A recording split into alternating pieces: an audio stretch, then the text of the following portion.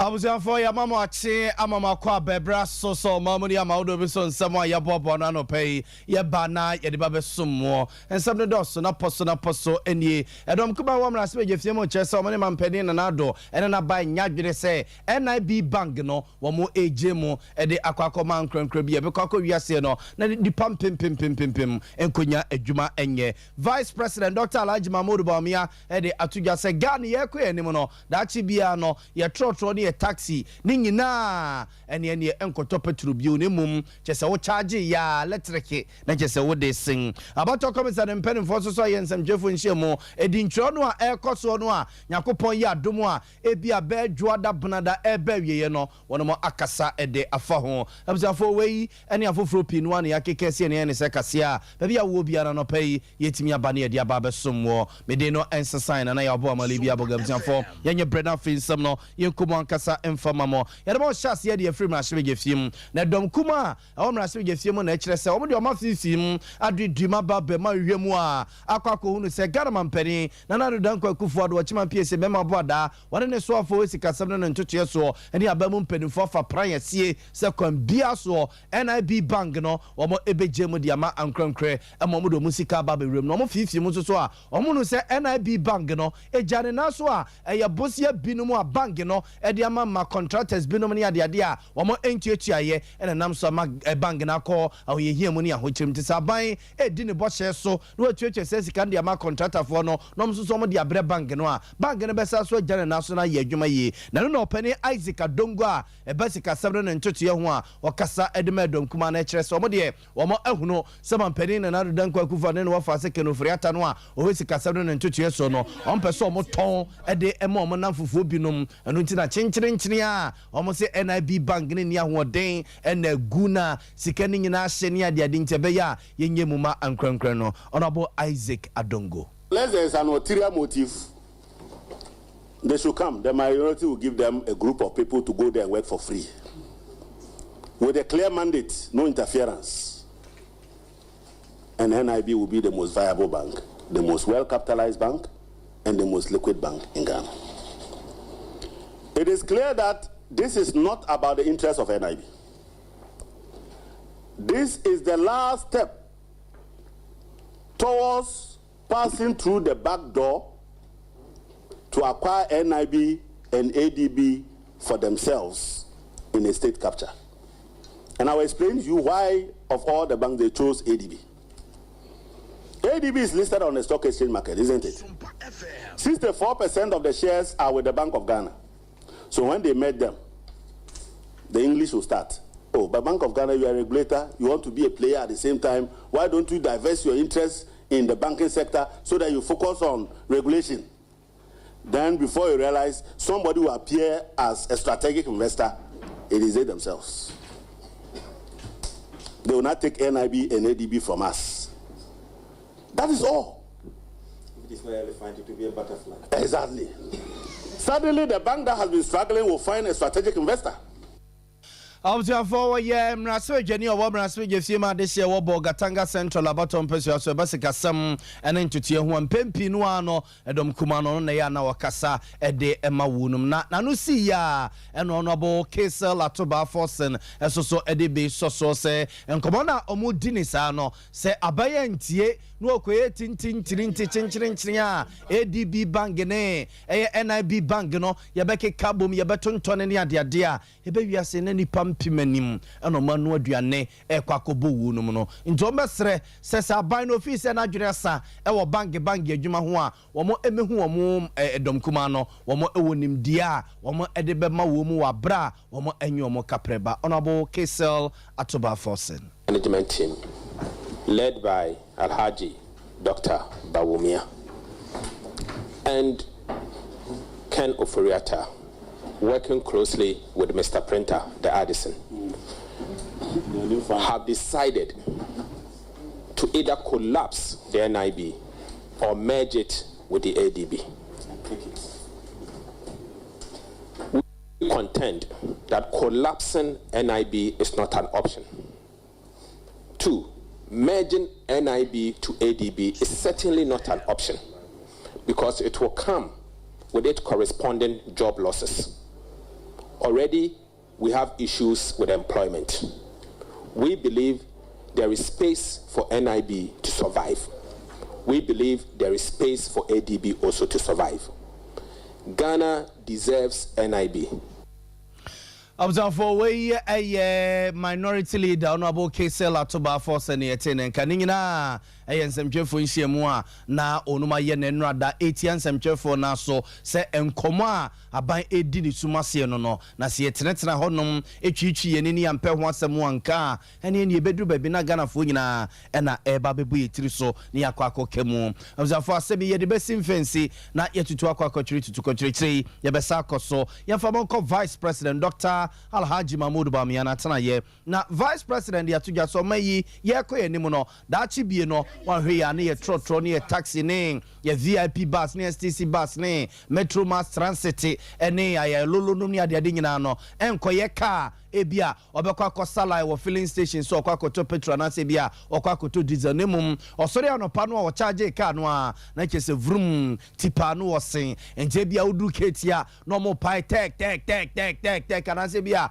ufri achimota ho no mo ko na wote se sek ya na busafo na eyese car no a utimu no nyade a petrol guma na se diesel gum ne mum charge ne ya charge te se ne wasori anopa no wa charge mobile phone na de namu no sabepe na Sakaswe ebabeye company kesie bi abepia omayimu a wona ma hyase eye cars ahodo a we no emfa petrol ene diesel ne gumu ne mum eye electric wo charge ya na wo de siemu bi ene sa bus ahodo ya abusuafo da TV sui eno na Vice President Dr. Alhaji Mahmoud Bamia ekokoshe ya we ne se ye koyanim daachi bi no STC buses ni nyina ebeye cars ya yemfa petrol ne gumu ne mum electric ya ne ya charge Metro Mass Transit buses ningina ene ya lolo buses ningina sa eno mo beye no Vice President enchemu eni. It's a country where I want to see us go in the next few years is to move public transport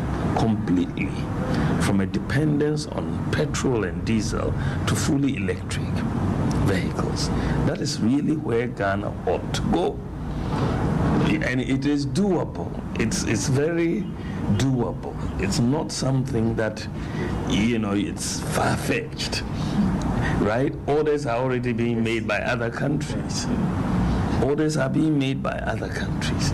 As a matter of policy, we ought to move away from petrol and diesel to electric vehicles. As a matter of policy, the whole issue of climate change and that transition, that energy transition for Ghana and moving away from that dependence on fossil fuels to more, green energy.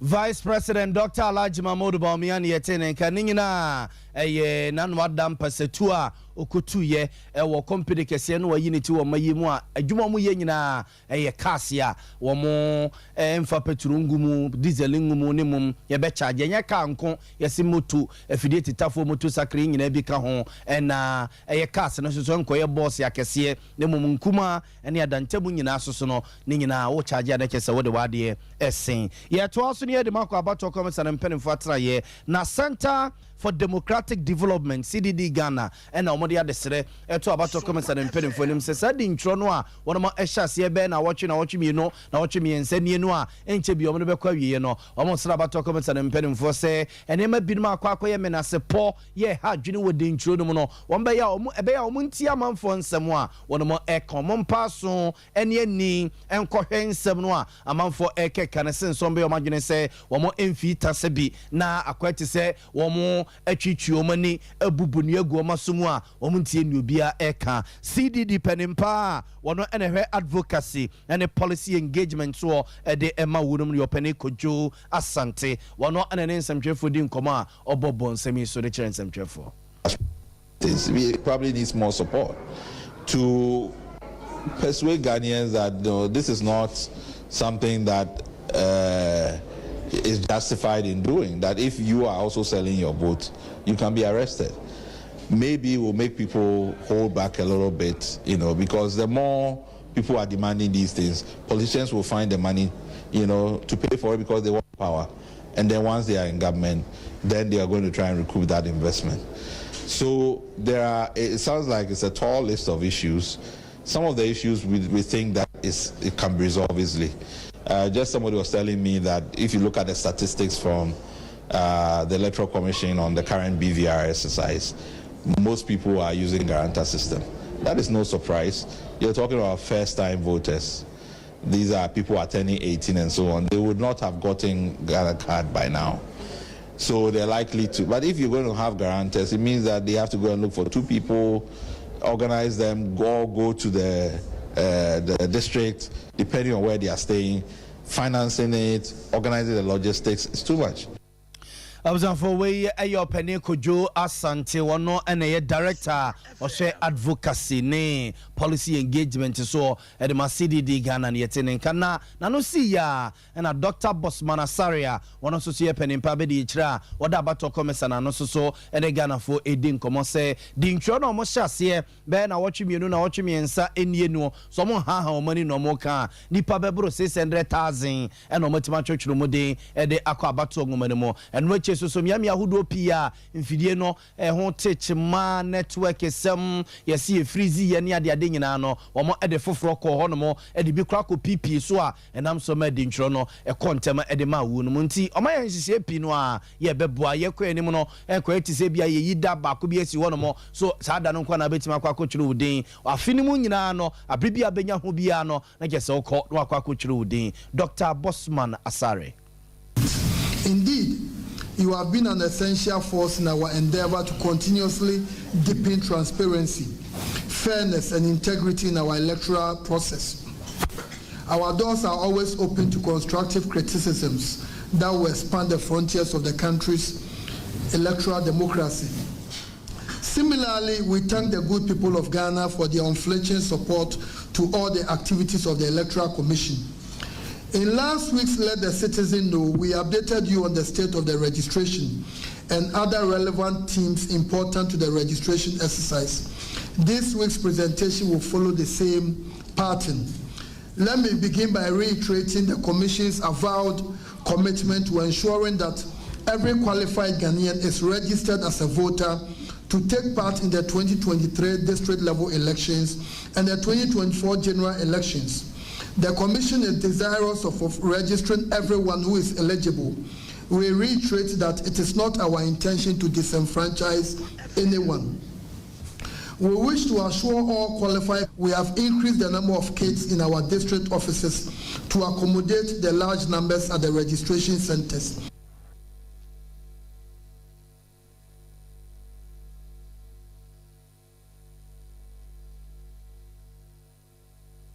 Oda abato komisan ano Dr. Bosman Asare ena yetene nke penimpa oda abato komisan ano na yetene nke ningina eye enchichirimu di ntro no a na chese akokakra chese enche bia bekwa wiye no na obobo nsam so de kire ye no ye to so de makọ ngomasuom na tertiary education workers union for ene ekudu bi eka ho ena mo ka kire mampeni na do danko akufaro se omama ne be na watchimi no se omada wansi bia bia honom a asa ban na twitwinani wo ho aso de ba so mfa ma wo de kọbọ ha no de akọbọ ha no de se dumni adan no so ma hwe no ma mfa sesika na ma wu na ni bedura ne se strike na ban wote dia wo mo eduomu nkuku no mo nkaka ebi gufom Dr. Ofe Uku a wono eye penimpa ba ku woku num ne nkyiremu a wode ema ye ni. Reference is made to a senior staff association letter to the Minister of Education and Executive Secretary Labour Commission on the 23rd of August in which GTEC was copied, and this said letter sought reasons why the Ministry of Education and GTEC had refused to adhere to the MOU and the directives of the Minister of Finance in the letters dated 5th August and 22nd December respectively, requesting them to pay the newer rate, the 10.99 letters as on the vehicle maintenance and off-campus allowances to eligible staff. Unfortunately, there was no response from the ministry, despite a ruling from the NLC by its directive to give the minister 7 working days to respond to that query. The response, however, received from GTEC is best left outside the media space. Ladies and gentlemen of the press, in other matters, increasing tensions on campus, management of the various universities have compromised the university staff occupational pension scheme, the USOPs, by refusing some data that is needed by the fund administrator to regularize. Observe to way a tertiary education workers union from penning for and at yeti womunkain, ye for Monkokia Yumway. Na Kokokia for war. Aya santimanta mase na jase se di atajifu wa mo ebeted ne nina eye kuku extension officers no na se di aban e de afidie titafo moto sakre bi akwakodundum num bebra hanu ne yechire ene acheche di ama wuruma ne nyina eye se beye na ye kokko akuafo brano mo nsra oso mo kosra wunum ekohwe mo kokko mfu ni ade so no ne nyina omo na beye ntiatia no mo ho beye harentia na penimpa oba santimanta mase a Health Extension Division or Dano, a penny, Ebenezer Kwabana Ajin, Nemra, or more Eddie affiliated Tafo Motu Sakri, a Domsa Extension Officers, no, then some more the two Jaka Crani. A Kuku Health and Extension Division, a Kuku Board, Asantiman Temu, in Zaka 256 motorbikes, save from my community extension agent. So they are more between a ball, Majuadi. Ama koni aba ama na yentintia ewo ekofo na so na extension fundings and research fundings a omo ma ekofo dani nyina no betimi akoma ekofo na sa kwano so ekofo so hawa omo so wo etimi dia akoma research. Observe for na no see ya na sa extension officers yo mutri ye omo ensaka sa fidie titafo moto sakre ye bi opani Rahim ni okan kote okonka wie ne mpotemu a wono ene da no ho wono so ne nsemu a wode tu dwane impim for the ama extension officer ade a yen dani ni jepa esan say for the past years na moto imba no ama ejuma no baby etosin kakra de baby e mani tosin kakra ne say yenya emergency report bi I was say extension officer etimi ko ntem so ekohwe na ekotu ho anamo no yintimi enkonesa. I was a phone to way a extension officers in Ibinomo, Mutiri ye, and Saka Fideti Tafo Mutu Sacre be, and an almost so much church money sonne, bois, a bebo woodmafa, a day at Trensem Trefono. Yen to us with the infamon call, Bruno Eastman Temnemo, Yadamo Echo and grandson of Baton Persiaso. Now was Yamabeka and so on, Ben and Sunny in the two money say, and some Sobia, a war Busunyan and Potamo, ya one grandson of Baton Persiaso for a boagum, and animal casino just a quine walk ye fa say yami am for communist wonam kwano so we ya wo na nam kwano so a wan hwe anache so yeni kese bi kwakosi emenam so me ba I say no eja so performance am jefo ye de ni die kira ekobo ho amane ema ene ya bankrat penny a owon kransa no for baton pesua so ye Peter Oseifosu e de atuja se wo makọ one na kratifo nyina akọ ema sa bridge no omo de omani ko twa wi so omani ti asantemo omakọ fi ne pepe se jare bob na akwakowe no omo de won krata asem nyina akwakọ mpedimfo mo atwe ne yem se nche bia no omo eba bedi sudwuma. Kota ye kan se kota na agro kan se beauty no eni kakra bi o omo ye di gu na tie feelings enti ensu kasi bia ka enye mwanwa se bi gu aka ho nti je sie de fa no an ye nam na enya bi ya de takra because ensu kasi bia fa kan beti me gu aka ho. December in 40 so they about to give them 3 years. Okada kwa wani nkunu danwa asem sie na minimi highway engineer, the district engineer, the district coordinating director, enyina ko bia no so ema regional minister so asoti. Na efiri ho no ye man penifu e won client so tie. Ma omo kire yen se bidia yen krata so se enti ye nye ehun krata amfamra. Krata na so kire se ni ye dikin aye. Because you say a move from emergency to critical. Enti na wo say revise report no na ye diko. Enti eye na what any enura pinai ena yenyina ekushia regional minister office any highway for no any yen krata no pressure da yen so because PPA former ya so ti se ade chi ukuara omo ye approval enti kwan biara e be so a ye de report no bedroom cry ama de chi ofiara o ma hwa ma ye ne yem fa se e wi report na na wo sa na de na me de tina ka mu di na meeting na ekoso e ma o mu jina so ha ma kuba na we no e na mte ye emergency no enya afi na o mu be ya advert dia se e hwehwe contractor o mu use nya e friend a single source approach. I was going to weigh a bankrupt penny or one grandson of about Tom Persia so you're a Peter or say Fusu and Yetin and Kenina. I said, Bayana contractors, Beko Quanason Temso, a Quaco HCC, Ediama this year war, a Busunya, and an Impotemu, and a Jordan Semi to get. But I was for any DHD. Then the old church must say a quack drunk crying and petting for I am to be a Safata Sebena contractor, a Becoso Aquaco, yes, Jumano, Yanni idiot, the Bifratobiano, Yenfa and coming. We saw none of paying somewhere Bob or not the best summoner, yet the Monsieur Senia, sorry, Ama Adiache Biajumedi Atuaso. Mededi Yabo Malibia Boga, Cosia Sumwa, and a Chinchin Fidine Edemaye, Emmanuel Segu, and a Dian Court television. So, yes, some of 4 penny and Yera Asante Yeboa Benedict. Yamamachi and pay.